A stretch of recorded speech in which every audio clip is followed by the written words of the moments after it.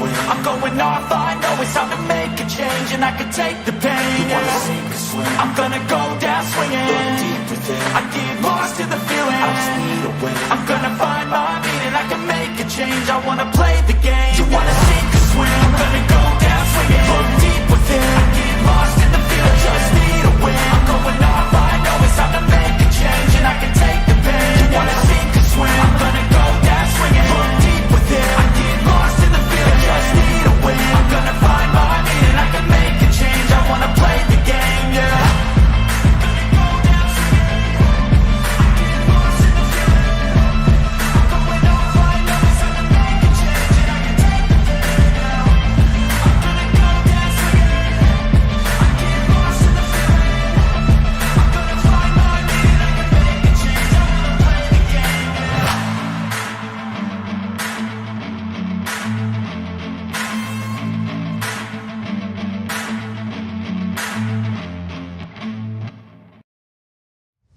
Welcome to ArchRivals Football Season 4. Sponsored by Raz Energy, Steiner Sports, and Super Draft Pro. Here is your starting lineup for Season 4. Number 20, Darnell, the Playmaker, Sallins. Number 96, Alex, the Bearman, Kazzaz. And number 69, Ricky, the Master of Mayhem, Litwinkowich. Kickoff is starting in 5, 4, 3, 2, 1.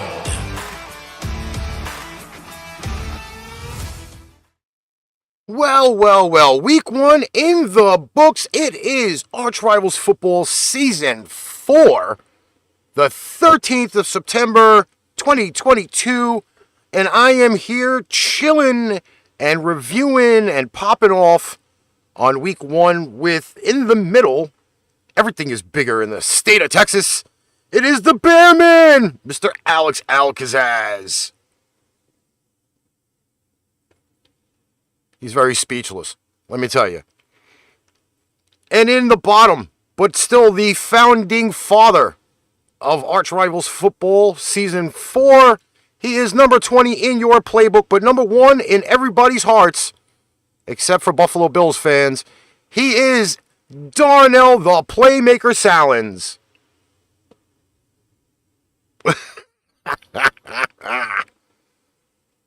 So, listen, I had already picked my my Pats to get smashed. I went on record by saying it. Nobody can say anything ever different to me. And that's the bottom line. Not because Stone Cold said so, because I said so. So, that's how we're going to roll. Without further ado, though, I think we're just going to get into the mass chaotic, destructive, asinine. Yes, I said asinine.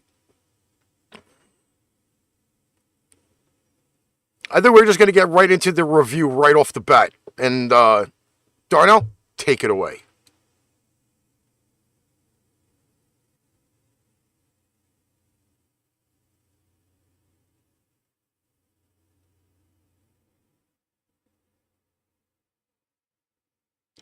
That would be Saints and Falcons.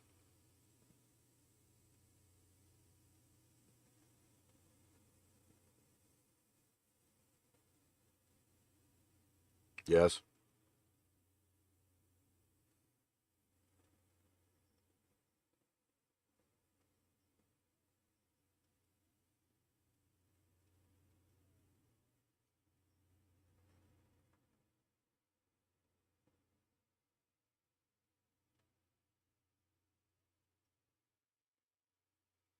That and blowing loads.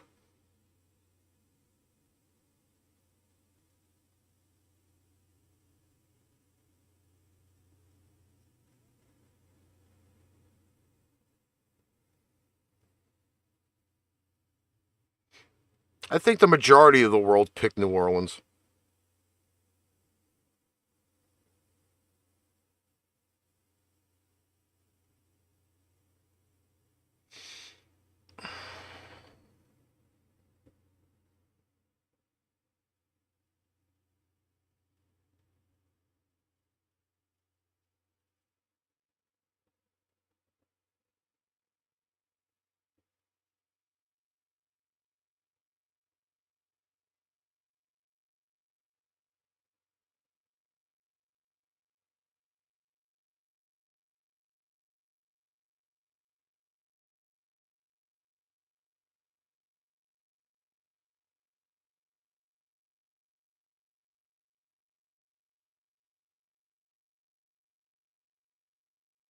Shit the bed?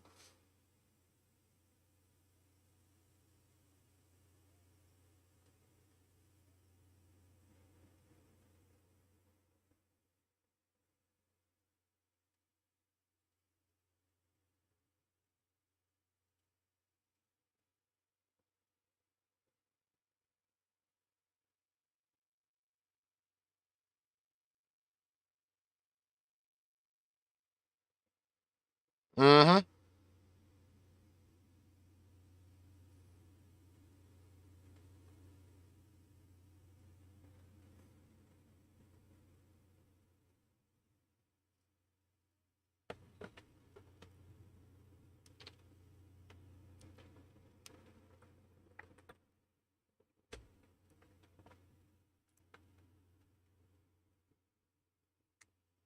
I did.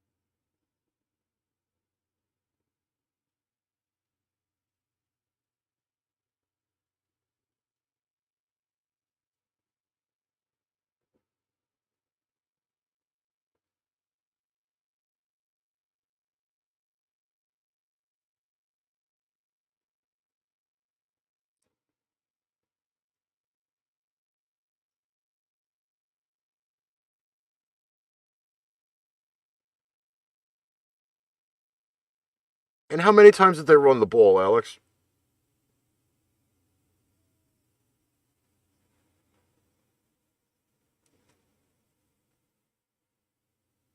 So who technically won the game for the Bears, the offense or the defense?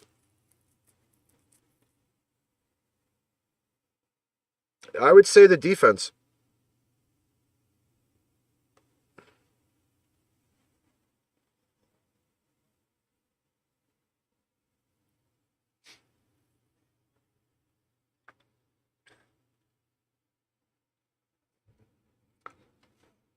You want to see the line again? What did the Bengals do? It wasn't the fact that they didn't do anything. Well, I mean, they did have 5 turnovers throughout the game, which is blasphemy. But Yeah. So what did they do overall? Like you always say. all I know is that the Pittsburgh Steelers and the Cincinnati Bengals pissed off the entire NFL because their game went an extra hour, which cut off the majority of the first quarter for the Kansas City Chiefs Arizona Cardinals game. But let's not go anything further than that because nobody wanted to win this game. Nobody wanted to win the game. You want to talk about pissing off the NFL, dude? They infuriated the NFL. But it was, I will say this though, for a game for week 1, in which, okay, yes, I did admit that there were going to be some overtime games this weekend. I didn't think this was going to be one of them. I did not think this was going to be one of them. Before we all forget, Darnell, you asked me to write this down as we were talking last week because Bricky here made that prediction about 3 overtime games and didn't quite happen, but he was close because we had 2 of them. Damn it right. I mean, when I get to the other one, I think when we get to that other overtime, I'm gonna speak for Ricky because I'm pretty sure me and him had the same mindset when we watched this damn thing happen.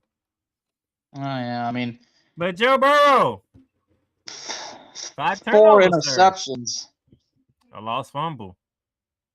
Mika Fitzpatrick. Is there anything we can say about Mika Fitzpatrick? Well, ever since he left nice and sunny Miami, Florida for the Steel City, there's been some changes. Pick 6. Block extra point to get the game in overtime. Like this dude is everywhere. And the fact that he actually coughed up a penalty that allowed Cincinnati to drive down the field, yeah. Well, I know he caught. He can't. Man, I know there's a foul at one point, and when Jamar Chase scored with 4 seconds, didn't Jamar Chase beat Minka Fitzpatrick? No, that was can't think of the guy name, number 25. Okay, so I'm glad he clarified that, but. And then we get to Philadelphia and Detroit. I did call this, by the way.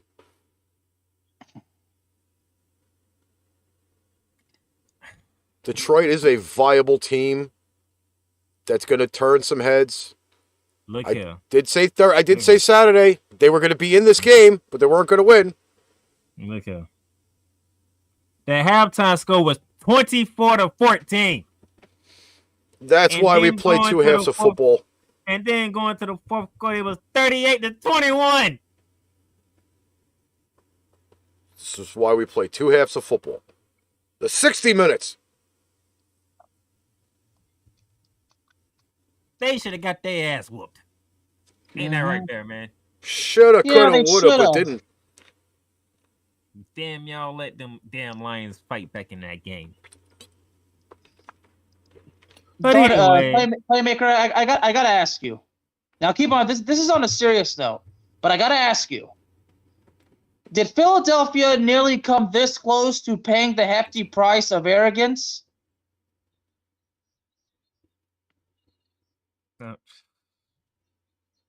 I mean, Jared Goff, 21 for 37, 215, 2 touchdowns, and interception. He was only sacked 1 time. Yeah. And to basically further elaborate this question, the fact that in the fourth quarter, the Eagles had no points while the Detroit Lions had 14. Like you said, it was 38-21, and then it was 38-35. How many times, gentlemen, have I said? Now, this is not just in football. This is in soccer, basketball, and in any other sport. The game is not over until it's over. Now, in some sports, there's no referee that blows a final whistle. You don't see that in baseball, but y'all get the point. You don't take your foot off the gas pedal for any reason until it's over. Until you see 0-0 on the clock, or if it's the end of the 9th inning or whatever, you don't stop. But the Eagles won, so that's good. Miles Sanders like that. I mean, that's so far. I mean, we'll see how things go moving forward. But as far as health wise, anything you want to mention at South Beach there, Master of Mayhem, or you want to go ahead and move on to the next? I might have to say it for him.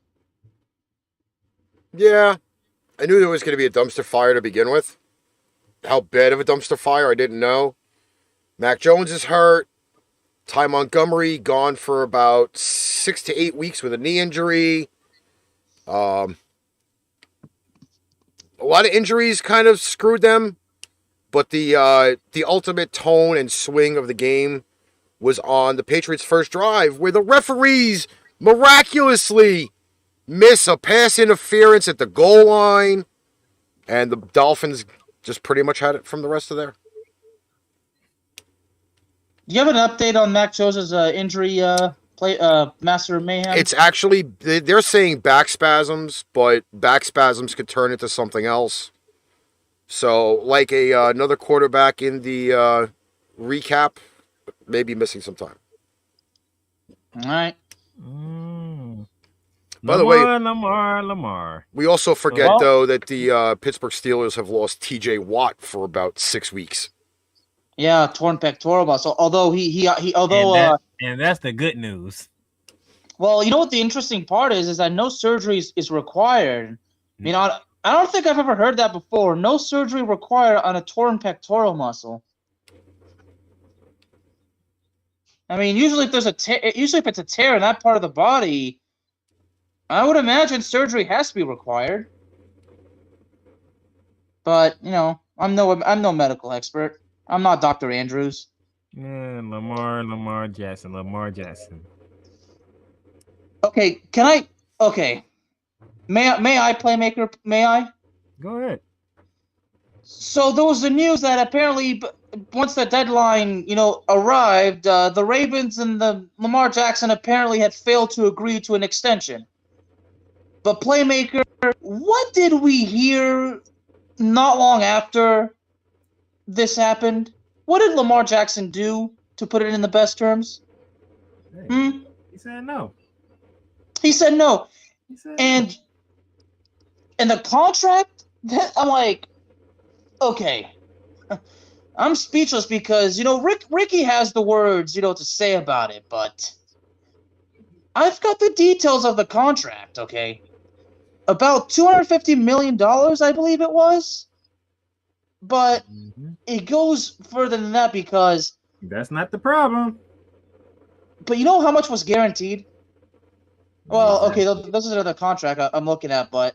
Exactly, that's the problem. $133 million was fully guaranteed. That's the problem right there. How much was guaranteed again? Yeah, say the whole deal again. Okay, well, because right now they also have Watson's deal, Russell Wilson, Kyler Murray. So I'm trying not to be too confused, but all right. I say it for you.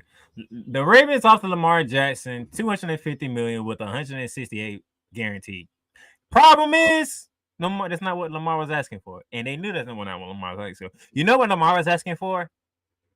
That $250 to be fully guaranteed. You know why? Because there's a certain quarterback that me and Ricky got into about it Saturday who got $230 fully guaranteed. Yeah, wait. But how much is he getting paid per season? How long is that deal? I think it's a 5-year deal. How long is how much is Deshaun Watson getting paid non-guaranteed? That he's right now eating a year half of. That contract is fully guaranteed. The entire contract. Well, hold on. According to this, the offer actually no. Lamar Jackson's deal is $133 million fully guaranteed. But still, I mean, 133 guaranteed out of 250. I mean, that's respectable. That's respectable. But you have a quarterback within the same division who's missing. How many games he's missing again? A lot. 11. Exactly. But he got $230 fully guaranteed. Yeah.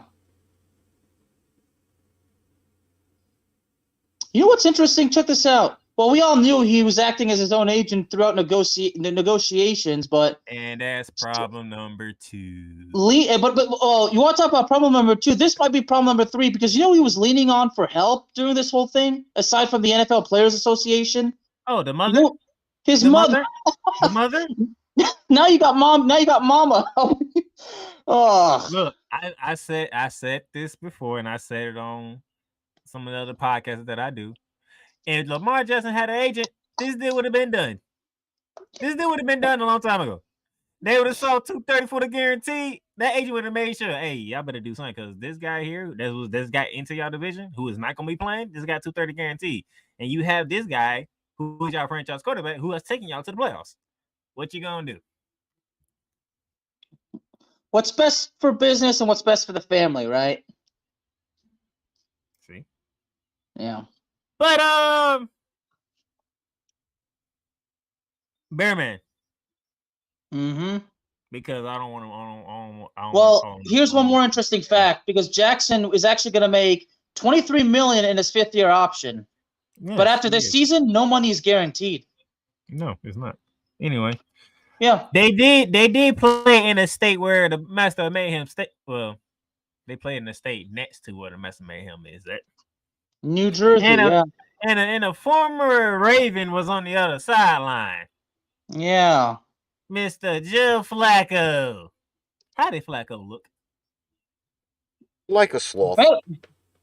Well, 37. Well, considering he had to throw him. I mean, 37 for 59, 307 yards, 1 touchdown, 1 pick. Respectable, but I mean, considering you're playing with the Jets, but still 30. I mean, threw the ball 59 times. And how old is Flacco now, Ricky? Old. Yeah. Is that the surprise right there? Joe Flacco, as long as he's been in the league, where he is now in his career, throwing the ball 59 times. How did Lamar look, despite not getting that contract? 17 for 30, 213 yards, 3 touchdowns, and a pick. That's in the passing game. Are you talking about? Do you want to know the running game stats, Playmaker? Is that 6 for 17? Yes, it is, and that's an average of about 3 yards per carry. Just under 3 yards. Yeah, but like I said, guys, math is not my cup of tea. Although my former math teacher in high school would so strongly insist otherwise. Now, let's not become prisoners of the moment. But for the one game that we have right now, Lamar Jackson threw the ball. Lamar Jackson threw the ball. Yeah, threw the ball 30 times. But I know you need more. You need to see more. I get it. But for game 1, he threw the ball. Well, he's got to be careful because he did say something, and he did say that defenses can't figure him out. But now he knows that defenses are out to get him, and that's not only going to be for this season and last season. I mean, this is from now on. Defenses are out to get him. All right, let's move on. Let's keep the recap going real quick. And we're going to leave Jersey. And we're going to head to, let's see, where are we going next? Is that what I think it is? Now you're going to DC. Oh, boy. Now we go to our nation's capital. Before the Mess of Mayhem says anything, because I'm pretty sure he has something to say.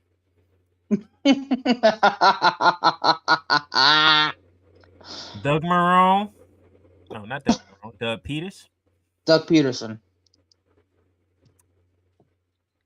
Trevor Lawrence. Travis Etienne. Y'all had one job and one job only. And you know what? They didn't get it done. If anything else in the world, if there's one thing that the three of us would have liked it to do today, is laugh our ass off at the Washington Commanders. You know why? Because we knew it. We knew it. Just wait for it. It is going to happen. And Carson Wentz was right on time. He threw a pick late in the fourth quarter. And your Ducks didn't capitalize on the turnover. This game made me want to throw up. You know what's unfortunate, Ricky? Now that you say that, you know what's unfortunate? You don't have the sound bite. You don't have the sound bite. You don't have the CM Punk sound bite. It's not even close to being ready for this one. No. I watched this game, and the word for this game is opportunities. The Jaguars missed them. Trevor Lawrence missed Travis Etienne wide open in the end zone because he overthrew him. Travis Etienne was wide open, had a walk-in touchdown, but he dropped the pass. I mean, the opportunities that the Jaguars had to win this game, and they just missed them. The opportunities that both teams had to not get blown up in the stadium without the fans is unfortunate. So it seems to me, Playmaker, based on the most sophisticated way in which you describe the situation through the word opportunity, it kind of makes it look like all the missed opportunities are just understatements, my friend.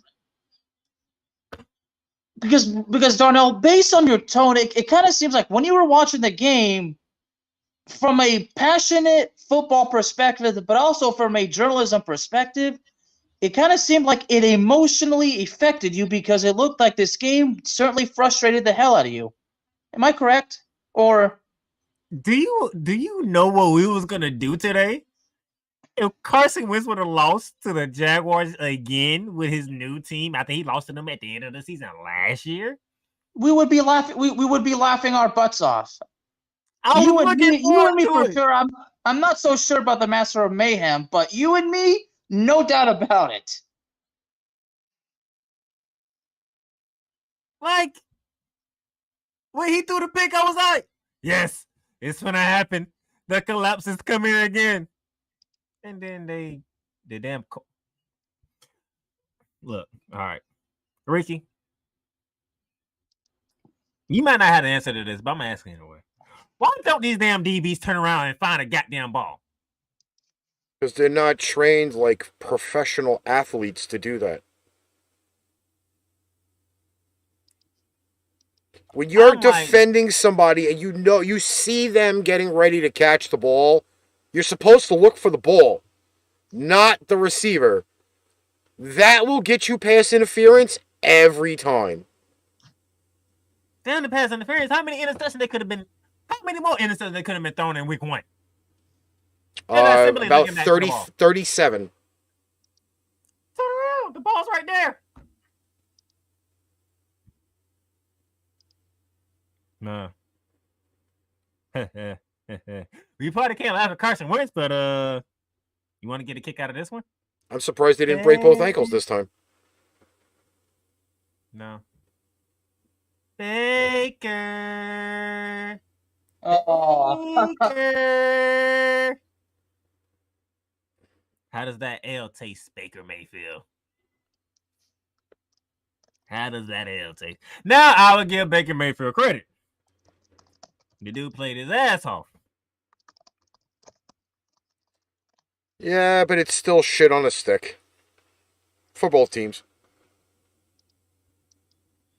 Nevertheless, Baker Mayfield still took the L at home to the Browns.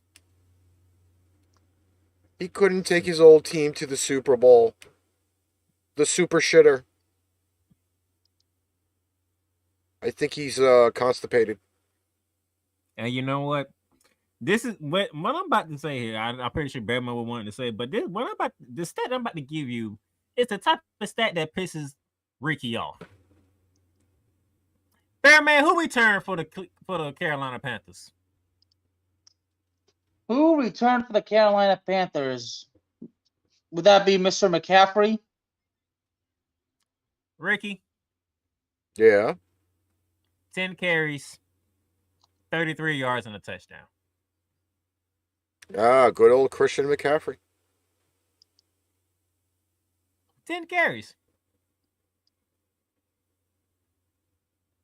If I remember correctly, who's the best player on the Carolina Panthers? McCaffrey. 10 carries. So we obviously know what this game was about, right? Mm-hmm. Yes, we do. Was that the wrong thing to do if you're Matt Rule? We don't even know the situation, do we? I'm just saying.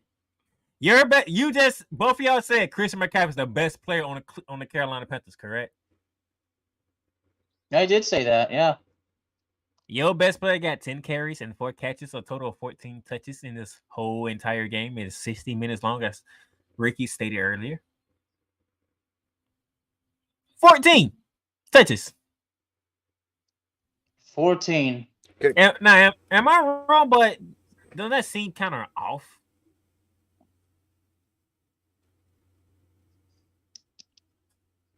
I know there's something definitely that's off that's hitting me right now. What's that? First off, just out of curiosity, what's the Browns mascot? I know where you're going with this. What is the Browns mascot? It's a bulldog or junkyard dog. So who the fuck is Brownie the elf? Where the fuck did Brownie the elf come from?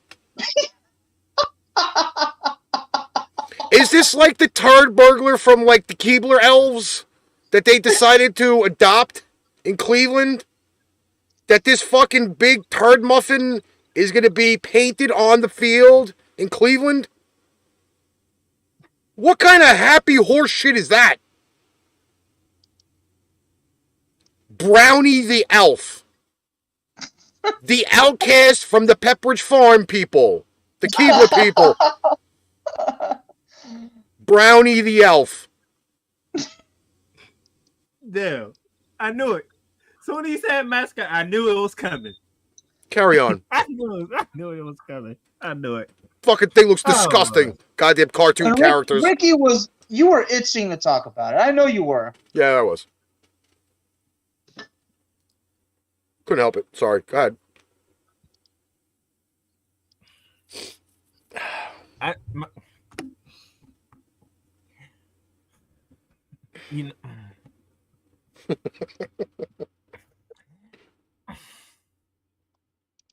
You know. Ricky, you go to the next game because if I say it, Which one are we talking about now? it's that bottom one on the left. Oh. That refers. Oh. Yes. 2/3 of what I tried to call for this weekend. Overtime. Yep. The Indianapolis Colts can never win on opening day ever. And they cut the kicker, by the way. They cut him. Not for anything, all right? I did catch the end of this game. It wasn't one of the ones on my top 10 lists of games to watch, although there were only 9 at the 1 o'clock spot. The Indianapolis Colts will not be good for a few weeks. The Houston Texans were allowed to stay in this game for some rhyme or reason. And unfortunately, it's, I believe, the first ever game in NFL history to have a tie week 1. Both teams did not play well in overtime either. Matt Ryan looks 800 years old. And the Texans, for the first time, don't lose on opening day in God's creation. Are actually tied for first place in the South. Actually, no, they are in first place with no wins. Yeah, sorry the about that. South has no winners right now. Oh, at least they're not the only division in football. You know what? No, you know what? We're gonna keep recapping this. We're gonna bring the other one in here. Cause god damn it. Next year Giants, correct, Ricky? Next year? Yep. That was in Nashville. And they beat the Tennessee Titans. So you had the Jaguars blow an opportunity to make Carson Wentz's life even more hell. Finish what they started. You had the Titans, who had the damn lead. And the Giants come back and win that one. Congratulations, Steve Wallman. And then the goddamn Colts. How the freak do you tie with the Texans at all teams? And missing a 42-yard game-winning field goal. Not for anything. I saw field goals on Sunday that everybody was kicking them left. And really left. What does that say for special teams at this point? Look at Jonathan Bearman. Jonathan Taylor. Just read it off. Just read it off. Oh, boy. 31 carries, 161 yards. I don't One think you said that touchdown. loud. I don't think you said that loud enough. I mean, it's hard to say aloud because it's so frustrating, but then again, it shouldn't be. But 31 carries, 161 yards, and one touchdown. Michael Pittman Jr. 9 catches, 121 yards, and a touchdown. That's an average of 13.4 yards per catch. And you jerk off tied with the damn Texans.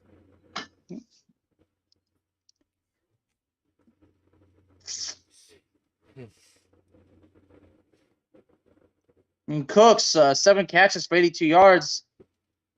Davis Mills, 23 for 37, 240 yards and 2 touchdowns. These numbers don't even match Indianapolis numbers. Nope. Defense, you got it blowing.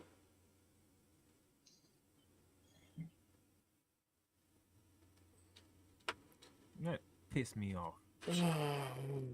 Let's talk about the bigger and better things in life. Let's move to that game on the middle, on the right side.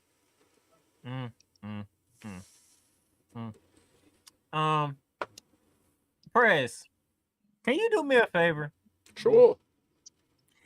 I want Alex to take this game over by himself because he said a certain thing Saturday, and me and you looked at him like we understand, but not this year, and he didn't want to take that chance. So I think he needs a solo for this. Oh, is it? Do I have to acknowledge Captain Kirk now? Mm-hmm. Well, honestly, I would have expected you to say, "Where's Mr. Braverman when you need him?" Because I think it's Mr. Braverman's his thoughts, his analysis. I think is what you guys are hungry for. He's still recovering from what happened Saturday that we'll get to tomorrow. Yeah, it was like going from a heart attack to an erection. Yeah, 23-7. Say that again. Say that again. It's not even the best. This is not even the 23-7. That's not even the best bar Playmaker. No. Don't say the best part because I got the best part coming once we get done recapping. I know what you're going. Say that for me. 23-7. And Aaron Rodgers' numbers. Well, let's just cut to the chase. He didn't have a touchdown. Hallelujah, Jafar. Hold on. They scored 7. How did they score 7? If Aaron Rodgers didn't throw a touchdown. A.J. Dillon rushed it. I mean, Kirk Cousins, 23 for 32, 277 yards, 2 touchdowns. Dalvin Cook, 20 carries, 90 yards. Very respectable, but like I said, the best part. I have the best part. I would get to that part later. Dude, I could have just stolen it from you like that, but you know what? I'm not going to do it. No, you can't because we have a graphic for it. Exactly. Yeah, well, still. We have a graphic for it. Jekyll and Hyde, Effect X Splice, Ricky, you're not going to stop it. And then, hold on, what's the Super Bowl being played at this year? It's in Arizona, isn't it? Arizona? Is it in Arizona? You serious? Ooh. You telling me Patrick Mahomes was the first person to play in that stadium before the Super Bowl? Oh, Lord. Oh my gosh. What? Oh my gosh. Yep, it is in Arizona. It's in Glendale. The Super Bowl. What did Patrick Mahomes do in the side of the Super Bowl? What did he do? Oh, he lit the place apart like a Christmas tree. Oh my gosh. It was more like the 4th of July in the middle of the fucking Hudson. Oh my gosh. What does the number say? 30 for 39, 360 yards. And tell me when you're ready for the pièce de résistance. Let's go for Not it. 1. What? Not 2. What? Not 3. What? 5 touchdowns. What? 5 touchdowns. 5? 5. 1, 2, 3, 4, 5. 5 touchdowns. In a site where the Super Bowl will be played at in February. Yeah, Glendale, Arizona. Against the team who plays in that stadium. That would be the Arizona Cardinals. Y'all got y'all ass whooped. And apparently Oh. only one person seen it coming. Oh, who the guy with the interesting contract? I digress. I digress. And Ricky, do you wanna bring up the interesting terms of the contract that you actually enjoy having to remind people about? No, not at all. You could do that though. Well, you know what? Because that contract, I mean, because we need that the humor with it, so that's why I asked you. But Darnell, if you want to take the honor, I got it. Let's see. Kyler Murray, 22 for 34, 193 yards, 2 touchdowns. He did throw 2 touchdowns. 5 carries for 29 yards. He didn't do enough studying. Study harder. Study harder, damn it. Glue the playbook to the insides of your eyelids, bitch. no video games. Stop using the VR trainer. It doesn't work. I told y'all, Kyler Murray cannot get away from that contract. Arizona can say they took it away and all that stuff, and guess what? You let the media get a hold of that. He should be still playing second base for the Oakland Athletics. You dumbasses. Switch careers. You'll be better. You won't have to study as much. What? Ooh, did we got primetime games to go over too? Yes, we do. Oh my gosh. On the screen now. Oh no. Oh no. But before we get to those, Bearman, who won round 1? Los Angeles, the Chargers. Uh-huh. Yeah, I know. I picked Las Vegas. Yeah, I know. You know, you don't. Not only did you pick Las Vegas, you picked Las Vegas to do something else too. Yeah, I picked them to win. And Derek Carr, the 2 touchdowns, 3 interceptions. Yeah, that kind of really tells the story, doesn't it? Oh, really? Hey, Ricky. Yeah. There's a song in my head right now, and I'm trying to find out why it's in my head. You heard the song "Return of the Mac," right? Yes. Return of the Mac. Why is that song in my head? Why is that? Oh, you know why? Khalil Mack? Khalil Mack. You know how many sex he had? I was going to originally say Big Mac, but I kind of switched that. Sorry.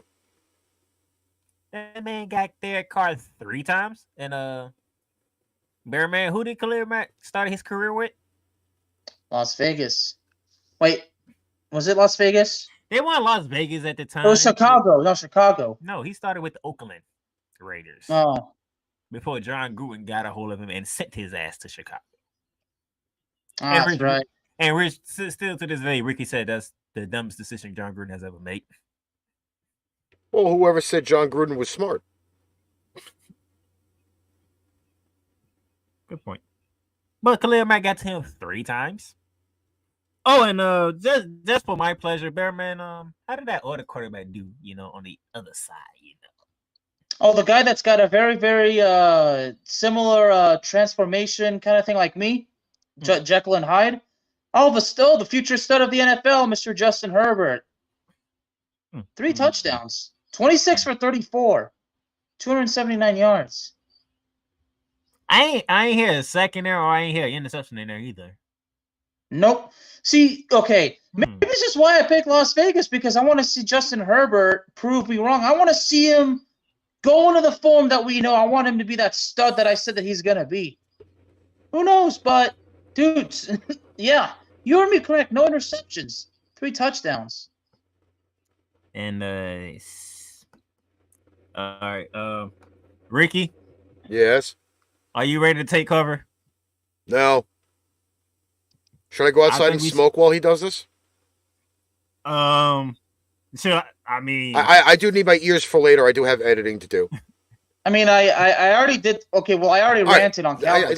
Listen. I will give you exactly like 8 minutes to get it all out of your system, right now. I don't need 8 minutes, Ricky. Yes, you need 8 minutes because I know there is a lot of shit that you want to down on. on. Or is it the Bearman that needs 8 minutes? All I will say is one thing before you go on your bearistic teardown of that team with the big blue and silver star in your state. I'm only saying this right now. Buccaneers fans, I am deathly afraid of you right now. I am deathly afraid for you right now. Mr. Thomas Edward Brady, all 45 years old of him, looked like a fucking skeleton with skin on the field. He looked very old. His arm looked good, but he looked very old. And if you guys don't have Chris Godwin for a few weeks because of this hamstring injury, I feel sorry for you. But so they're screwed. Is that it? Yes. I am Right. screwed like a dog who's already had his nuts cut off at birth. Doesn't even get a chance to go through puberty. They ain't the only team that was screwed in that damn game. Well, I will let you guys carry this for now. Go ahead. He doesn't want to be a part of it. I don't either. Okay, well, you know what? It's too damn bad. You're already here. Sit down. Listen. I want to dump a cover. Everything that went wrong, okay? I've been saying it on my show, Cowboys Talk, but apparently those Cowboy fans that hate me so much just like to say that I am full of shit. Well, that's their opinion. They're entitled to it. And the fact that they're continuing to listen to my show, you know what? Fine. But I said it for months. The offensive line is a major liability. We traded Amari Cooper and got absolutely nothing. The wide receiver core is thin. Okay? And of course, I've never trusted Kellen Moore, and he's still calling the play, so that's already a huge, major disaster waiting to happen. It's basically a ticking time bomb, but that's kind of been the case. I think that bomb already did go off. I don't trust Mike McCarthy, and of course, I don't trust Dak Prescott. Everything that we saw from the game, I spoke about it, okay? So that's why I tweeted saying, too hard on the Cowboys, am I? Because the proof was right there. Now, as bad as the offensive line was in this game, it does not start with them because Connor McGovern goes down, but the running game somehow was still alive. But, of course, when an offensive line problem issue happens, Kellen Moore abandons that running game. Let me tell you, Dak Prescott was not good out of the blue. But it wasn't just him. It was also the wide receivers that couldn't catch the ball. CeeDee Lamb did not look good. So CeeDee Lamb has to take responsibility, okay? But it just had to get worse because now Dak Prescott is hurt. And they said it's going to be out 6 to 8 weeks, and he had surgery actually on Monday on his thumb on his throwing hand.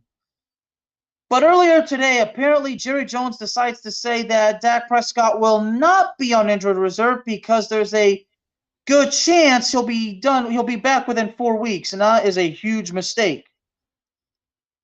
But Darnell, you know something interesting because somebody that apparently I've said that you were going to be the next, Mr. Stephen A. Smith, apparently decided to make a suggestion. Are you aware of this, Playmaker? Mm-hmm. Okay. So, Stephen A. Smith is... Matter of fact, he didn't suggest it. People brought the name to him, and he said, I will put it out there for the show since y'all brought it to me. That's what he said. The reason why I say suggestion is because he did say, and I quote, with his legs, whatever he said. But so based on that particular situation, that is actually basically how I say it comes as a suggestion. Okay, the quote was, he's a playmaker with his legs, unquote. So that would strongly indicate that it's a suggestion that the Cowboys bring him in. I'm talking about Colin Kaepernick. So apparently it was sent to him by 5 people, as you said, But apparently, Stephen A. Smith and those other people are strongly wanting the Cowboys to bring in Colin Kaepernick. And Michael Irvin apparently, right out of the blue, says, no, cut the Colin Kaepernick crap out. So, hats off to Michael Irvin for that. No, it's Colin Kaepernick. Doesn't matter because he hasn't played in the league for so long, and we don't have to get into the whole Colin Kaepernick political drama because that's just not what we are. And honestly, it's not even worth the time to go over because it's just a bunch of annoying shit. We're just gonna follow Michael Irvin's advice. Enough of that. So the Cowboys are going with Cooper Rush. But a couple of fans did actually reach out to me. So I'm in a situation similar to Stephen A. Smith because some fans are saying that maybe the Cowboys should give San Francisco a call in an attempt to bring in Jimmy G. Now, that's definitely a thought. I'll give him that. But you know what the problem is, Playmaker? Not only can the Cowboys can't make a legitimate offer to San Francisco to bring in Jimmy G, the reality is the Cowboys just simply won't make an offer. I might be wrong, but I know the Cowboys as well. I do. The Cowboys did nothing in free agency. All the disastrous right now, it starts off with the owner and his son, Steven. So Jimmy G coming to Dallas, not happening. I disagree. Not happening at all. And the Cowboys are pretty much screwed. I disagree because I've already made the proclamation in the preseason. One quarterback is going to go down, and there's going to be a desperate team to look for a quarterback. It's not going to be Dallas because Dallas has apparently placed all their faith in Cooper Rush. And who's backing up Cooper Rush? What happens if Cooper Rush dies? The guy that's backing up Cooper Rush. You know, it's funny you say that. That's actually somebody that the Playmaker is very, very familiar with. Are you not, Playmaker? Can we play a little game? Who's better, Jimmy G or Cooper Rush? Jimmy G. Oh, thank you. Then why would you not make the deal? The Cowboys really going to go from we've got faith in Cooper Rush to say, oh, no, you know what? We're going to change our mind. We want Jimmy G in. Is Jerry Jones really going to lean in that direction or his other yes man, Mr. Mike McCarthy? Are they really going to do that kind of thing? And, of course, you got that clown called by the name of Kellen Moore. But, Ricky, the bigger question is, so if the Cowboys really want to go after Jimmy G, what could they possibly offer to San Francisco? Draft picks. Okay. That's about it. You know it's going to take more than a draft pick. No, it won't. That's about it. No, it won't. It won't? All right. But okay, let's play we'll play the money game here a little bit. Okay? We'll play the money game. Okay? What's Jimmy G's contract for this year? It's 1 year. $6.75 million, correct? Yep. Yeah. Okay. So if you really want to go in the numbers game, a guy who's only getting paid $6.7 million would grab you from my numbers from draft day, would be a third and a fifth round draft pick. Nothing higher than a third. Oh, wow, wait. That just opens up some cap room for the 49ers. And I get 2 draft picks either in 2023 or you split them and get one in 2023 and one in 2024. Yeah, okay. I would take the draft picks. So you telling me that there's a chance that Jimmy G is gonna be sent to the Big D? Probably. Okay, when do you think it's gonna happen then?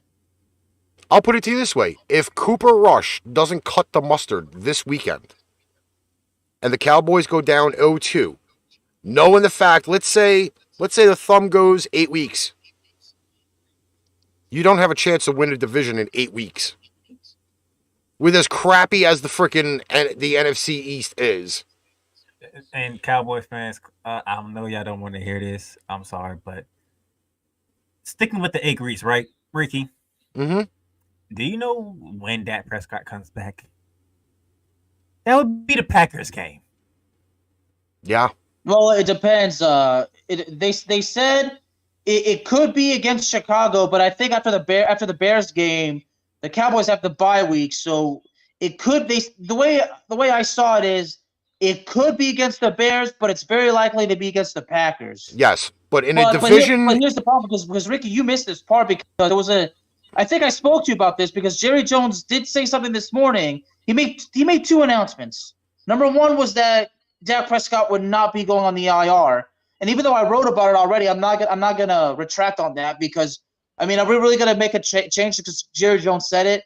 But it's not only that, but that Dak Prescott can be back within 4 weeks, which I did say would be the dumbest mistake ever to bring him back. He is a idiot. Yeah, well, And in other words, that's Jerry Jones. Again, for you, right? in a division where you cannot afford to fall behind, as bad as you would be considerable in other divisions, you go out and you get yourself a Jimmy G. He's already ready to go. He is a veteran quarterback. Cooper Rush is not going to win you a division. Okay? If you remember, what was it, 2 years ago? Oh, we had veteran quarterback Andy Dalton, who's 700 years old, and we only won 4 games in a division that they rightfully should have done a lot better with Andy Dalton. They didn't. So, if you're going to tell me now that Jimmy G is not better than Andy Dalton in that situation, you get a starting quarterback who knows the division, and you put him in there. Cooper Rush is not going to give you the game that he gave you against the Minnesota Vikings every week, week in, week out. Apparently, look at what he did in garbage time on Sunday night. That's not going to win you the division. You want to stay in the division? You take a chance. Jerry Jones, if you really want a viable GM, call me up. I will move to Dallas and I will make your team better. But if you don't make a deal for a Jimmy G, you're out of your goddamn mind. And all it's going to cost you is draft picks.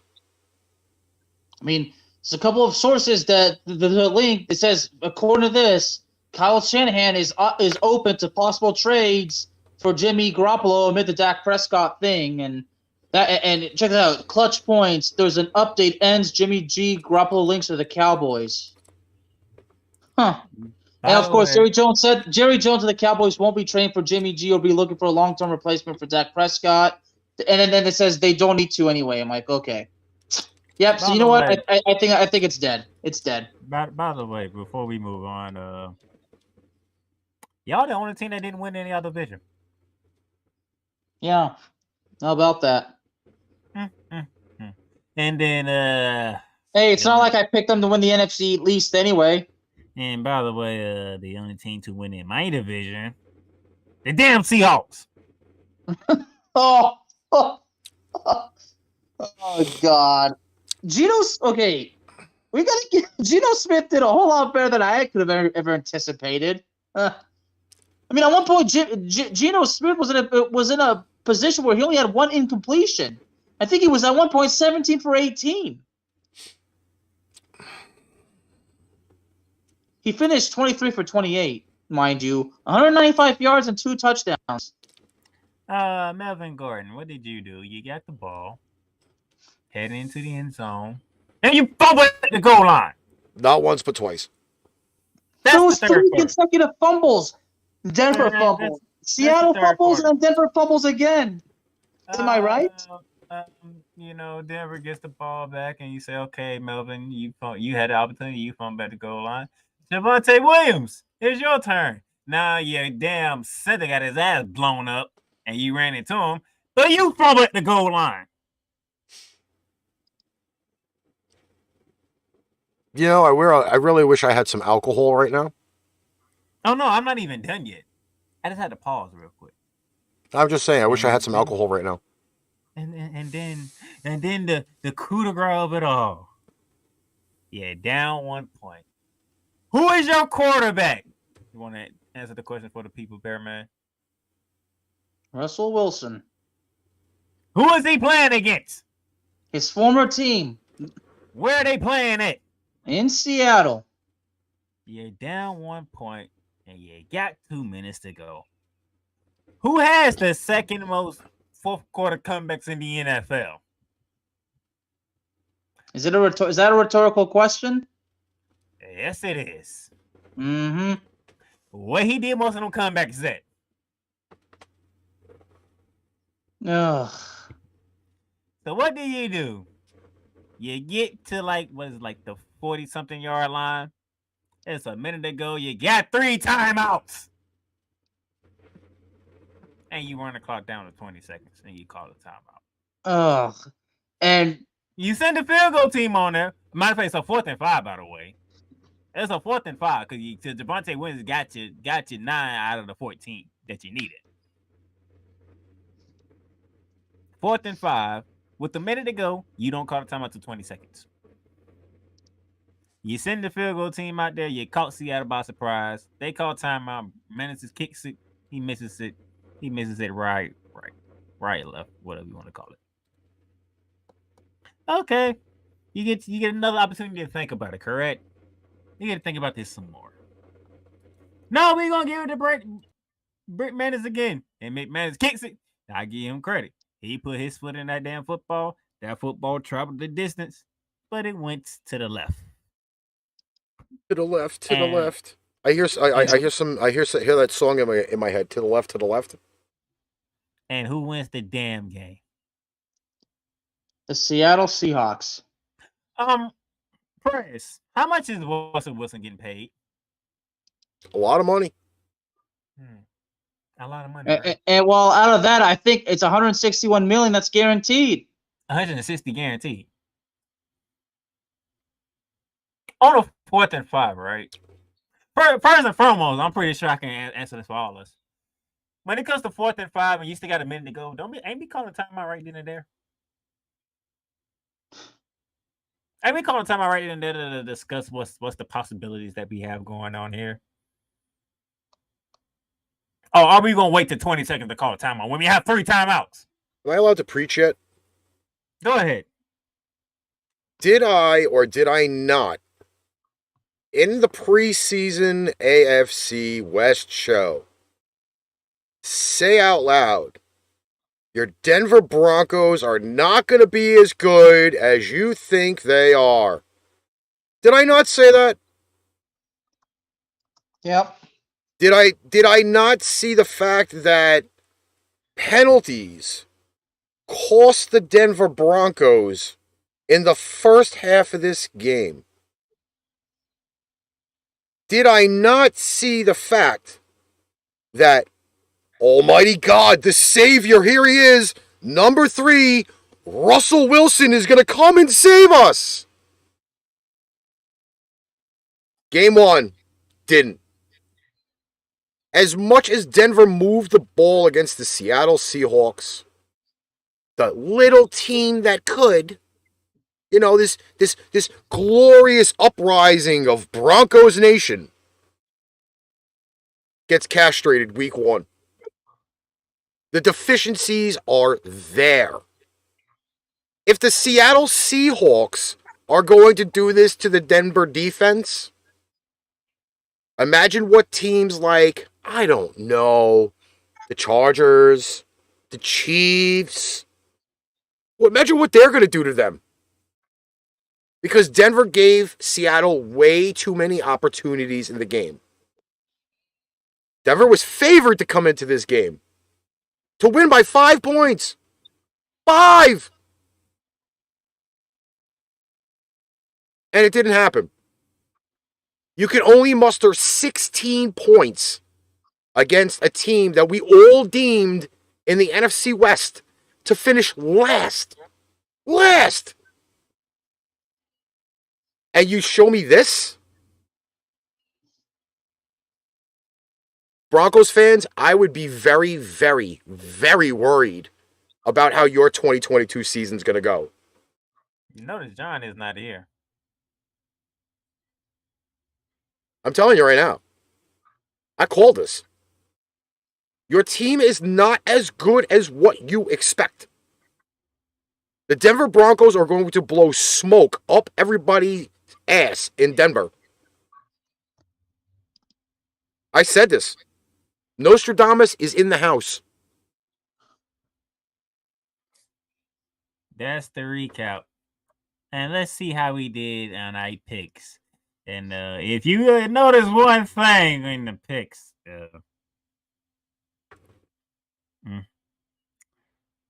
Bearman?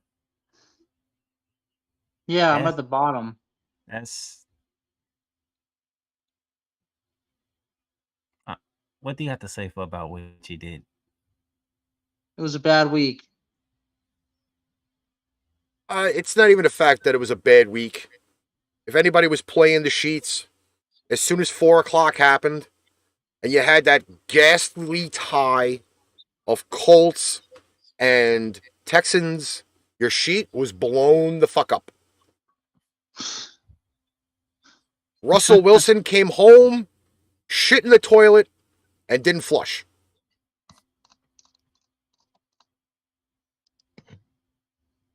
So overall, it was a bad week. Yeah, how did Aaron Rodgers help you out this time? I just laughed with my bag of caramel popcorn at Aaron Rodgers. Every time I bet against Aaron Rodgers, he bites me in the ass. You went with Aaron Rodgers and you still got the same results. Well, no, because I picked the Minnesota Vikings this week. No, I'm talking to Alex. He's talking to me, dude. I'm talking to Alex. Listen, again, there are certainties in football you can carry, and there's some that you're not. But once again, though, I will say this: NFL unpredictable through the first of 3 weeks. What is behind Ricky? What is that behind Ricky? A big logo that nobody can see right now. That nobody can see right now. That's the Patriots logo. Who did Ricky pick? Miami. Dolphins. And your ass pick who? New England. The Patriots fan picked against his team. Analytics, baby. Analytics. 6 out of the last 7 that they haven't won. Call. It's called a judgment call. Me and Ricky both sat here during the AFC East preview and saying that, week one's an L because they never win in Miami. What was the game played at? Miami, Florida. We told you. Me and him both told you what was going to happen. Are we ready for your player of the week? Take a break first. We got to do the player of the week first before I can go to that. Oh, you want to do it like that? Yes, I'm doing it like that because here it goes. Look at that. Green Bay is at the very bottom. Player of the week is no other than that man up in the Twin Cities by the name of Justin Jefferson. Does that say 9 catches, 184 yards, and 2 touchdowns? See. Yes, it does. So the reason why I didn't let Bearman do this because I was saving it for this. When we talked about the NFC North, correct? We did talk about the fact that Aaron Rodgers didn't have Devontae Adams and he's breaking in new receivers, correct? But ain't the one thing we didn't question was the defense? They got lit. We didn't question the defense when we did the previews, correct? Yes. So they got what again? Smoked. Lit. Bonfire City in the middle of Brock Lesnar's hometown of Minnesota.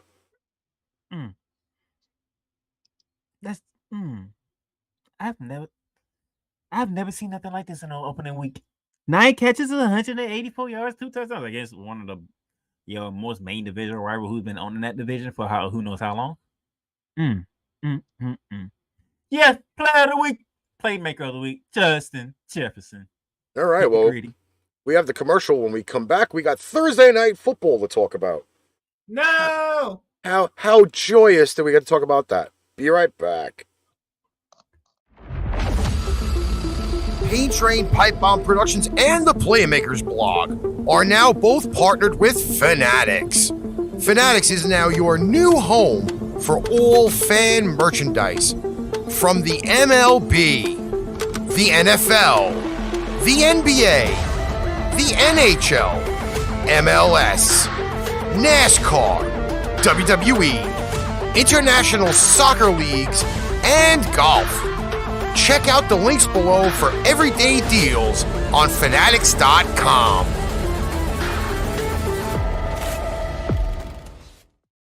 And we're back. Yours truly back on screen. Thursday Night Football, 8:20 p.m., the 15th of September. Week 2 starts. And we have a very, very big clash of the Titans in the AFC West. It's the LA Chargers flying to the barbecue capital of the world, Kansas City, Missouri, to take on the Chiefs. Both teams come in at 1-0. And Oh, I thought they had something in common. yeah, they both figure out what they had in common. Yeah, they both have a win. Oh, damn, my bad. Sorry, Raiders and Broncos fans. My bad. What's up, Andy? How you doing? I had to mention that. My bad. I'm sorry. Andy always asks about you, Playmaker. He's in love with you. What? Yes, Andy always keeps asking about you. Now he gets to see you. Thank you. I appreciate the love, Andy. Thank you so much.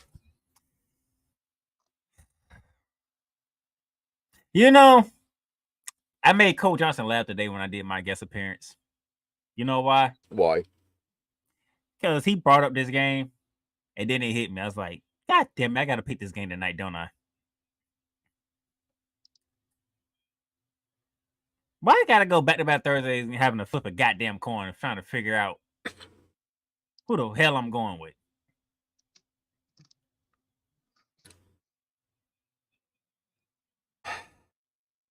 Bearman, go ahead. This is definitely it's one of those games like I don't know. You're pretty Is much this one of the the same way I games- feel, right? That's pretty much what you're saying, right? Are we? Should I be worried about Justin Herbert's similar trait that he has with me, the Jekyll and Hyde effect? Should I worry about him having another Jekyll and Hyde meltdown? Well, this is the first Thursday night game after actually playing games, so and it's the Kansas City's home opener too. Yeah. The Chargers beat the Raiders. Okay, now they got to beat the Chiefs. I mean, could you imagine? I mean, they did go in there last year and beat them. Mm-hmm. But the Chiefs really going to want to allow that again? Yeah. NFL, I hate you guys. I really hate you. I mean, my record is pretty much already screwed. My fantasy football teams are pretty much already trash. I mean, what is there left for me to do? Hold on, didn't you win in fantasy? Well, one of them, okay, yeah, and one of them, but probably, yeah, but barely. You won in our league. What are you talking about? Yeah, you should see how badly I got embarrassed in the other one, for God's sake. Hey, ain't nobody tell you to do multiple leagues now. Yeah, well, you know what? It's part of the Third Down Thursdays thing. It's part of the business relationship with my media production firm. Dude, you complaining you have Lamar Jackson, Najee Harris, Joe Mixon. Okay, all right, enough. All right, come on. You don't need me going to a Jekyll and Hyde effect. Because I'm gonna run down your roster. I'm like, dude, and you're complaining, and you're won by 45 points. Wait, did I?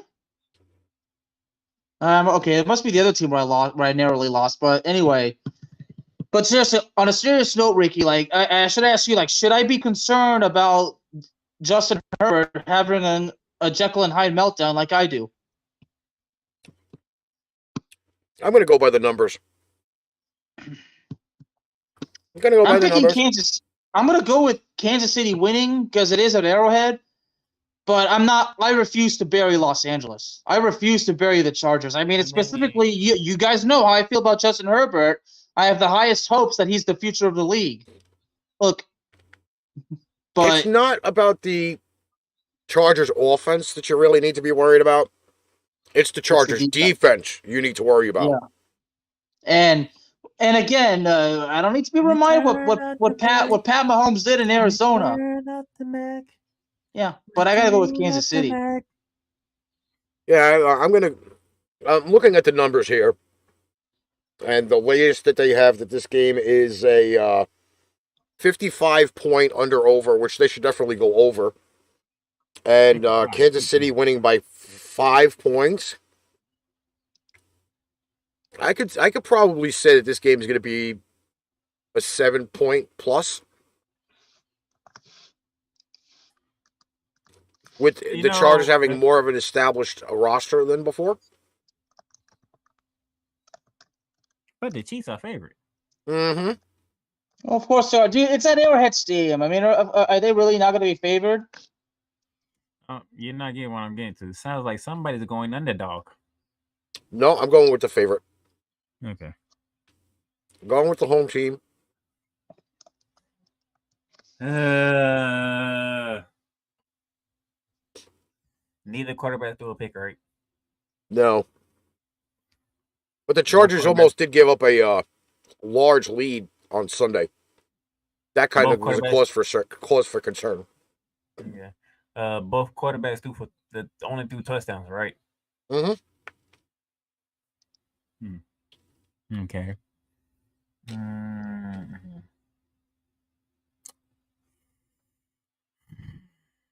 This is tough. This is tough.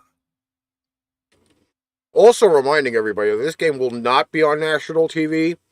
It is the first time ever the NFL will be on Prime Video. So Ricky, what you're saying is you can't go to a sports bar and watch the game? Only if they have Prime Video. Yeah, okay.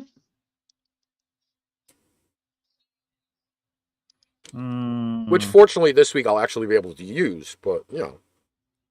Just saying. Hey, Al Marcus, Kurt Hershey made their debut. Fuck them both. Hey, I like Kurt Hershey. Somebody asked earlier if I muted Joe Buck and Aikman last night. Yes, I did. Steve Rodman. And just because you missed earlier, congratulations on your victory, sir. Yep.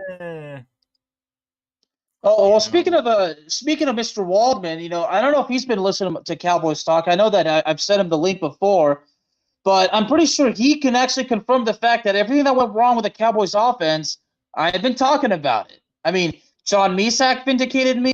Several other listeners did. So I got to be sure because, you know, again, because I know that there's some people that do listen. Like, they see me as the guy that doesn't hesitate to tell them the truth. But then again, I'm just doing my job. I'm doing what I was meant to do in life.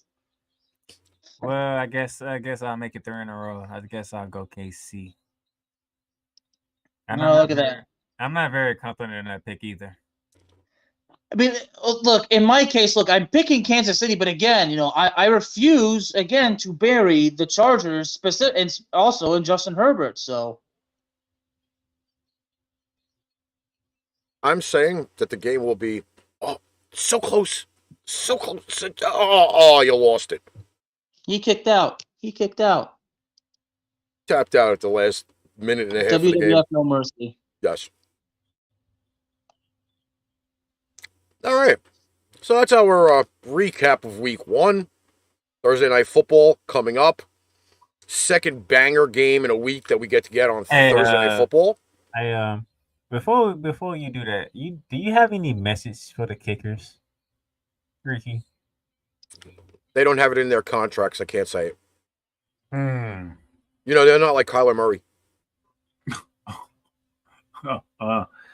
Out. Well, you know what? Here's actually a headline I think we missed, guys. Well, something that Andy Reid apparently felt about the Cardinals' turf because apparently of several injuries. You guys know about that? Listen, I don't want to hear about the turf, okay? Because fucking players are clumsy. They deserve it. All right? I had a feeling you said that, Ricky, but you know, listen, I had to. I saw the Butker thing on Sunday, okay? He is a finely oiled machine. If he was wearing the right cleats, maybe he wouldn't have gotten hurt. Oh yeah, Darnell's right. I did win by a landslide. Hey, you know what my winning percentage for this year is? Shut up. 1,000. Why? Because I didn't take part in anything. Yo, scary ass. Damn it. I have better fish to fry. No, you don't. Plenty. No, you don't. Another 3 hours invested in ArchRivals this week, and that wasn't even doing shows. That's where my fantasy goes. To building this show and building all the other shows that we do. He ain't want me to come take that damn crown from him. Listen, I sit right here. Y'all can fight for it. I sit on the Iron Throne. Yeah. whether I'm here or in the bathroom. Kick your ass off that damn throne. Yeah, well. Yeah, and then I'll throw you both out, and I'm gonna claim the throne. Hey, you don't want to sit in You know that what the private embarrassing dinner. part is that one of my leagues, I lose to my opponent, and he had Trey Lance starting, and I lost to this. I'm like, are you kidding me? I mean, Stephon Diggs and Saquon Barkley is probably the biggest thing. Yeah, he had Saquon Barkley starting, and we all know how that went. Well, Ugh. on that note, talking about building shows, we do have another show tomorrow night at 7 p.m. Eastern Standard Time. It's called Bearing Down the Gridiron on Facebook and YouTube. Come check it out.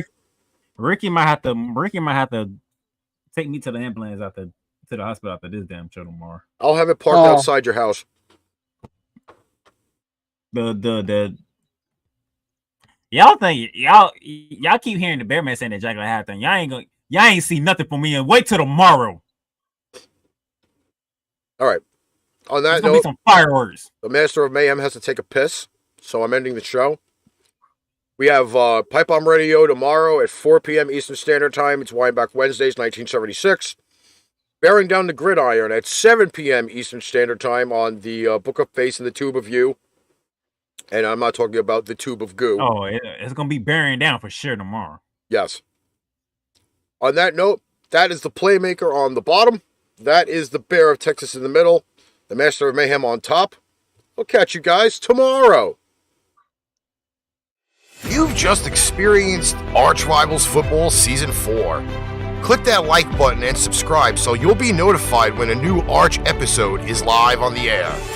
Check out our sponsor links down below for everyday deals on Fanatics, NFLshop.com, and Points.com. Need merch?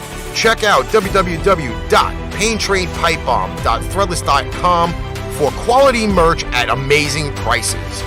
Tune in again next time for ArchRivals Football Season 4.